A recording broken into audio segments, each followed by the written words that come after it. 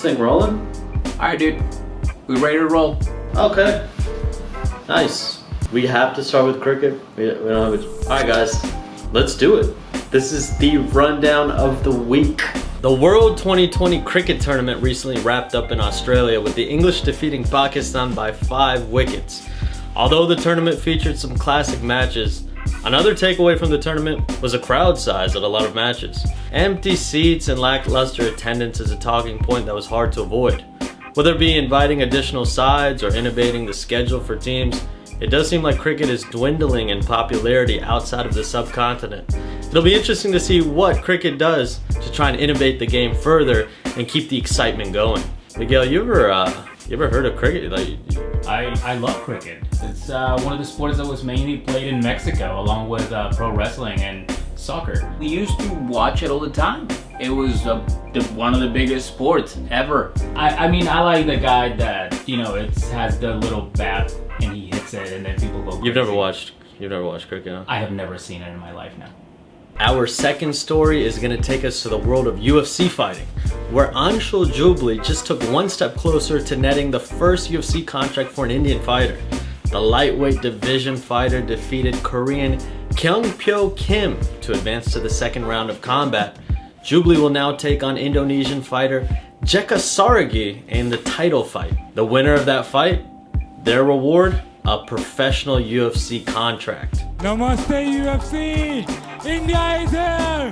India is here! Now Miguel, our third story is actually going to take us to India, where for just the second time ever, an Indian side took part in the Footballing World Cup. That's right, the Indian women's U17 national team actually hosted 15 other countries this past October in the U17 World Cup. Unfortunately, the women's national team had few shining moments on the field, as the team saw 3 consecutive losses before bowing out of the tournament. Additionally, the side failed to score in all 3 contests. Although there were no wins on the field, I'm sure it was still a great experience and learning opportunity for the side. You know what? This reminds me that no matter what, you gotta have hope. You gotta have resilience, okay? Resilience is very important. There is a Mexican player in the Mexican national team that during one of the World Cups, he scored a goal against his own team, okay? And not only that, but this guy had to go to therapy for like 3 or 4 years. He never gave up. He continued to work hard. Hey, Miguel, this is a 3-minute video. We gotta wrap it up. His name is Edson Alvarez, and he's now the captain of the Ajax team in the Netherlands. Okay, alright. So our fourth story, Miguel, is actually going to take us to the country of Taiwan. In 2015, Sim Bhullar made history by being the first player of Indian descent to make a debut on an NBA team when he checked in for the Sacramento Kings in the fourth quarter of a win against the Timberwolves. At 7'5", 360 pounds, Sim was an absolute fan favorite and spectacle on the court.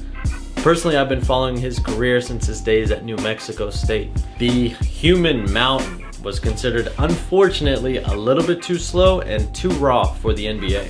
And by most accounts, he kind of disappeared from purview in the sporting world.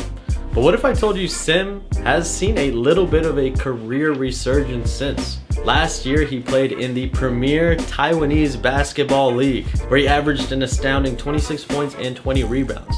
He's now prepping for his second season with the Hsinchu Lioneers. These stats actually led all scorers and all rebounders in a league which has a decent amount of NBA talent, including former first overall pick Anthony Bennett, former first round NBA selections BJ Mullins and Terrence Jones, and additional stars from all over the world.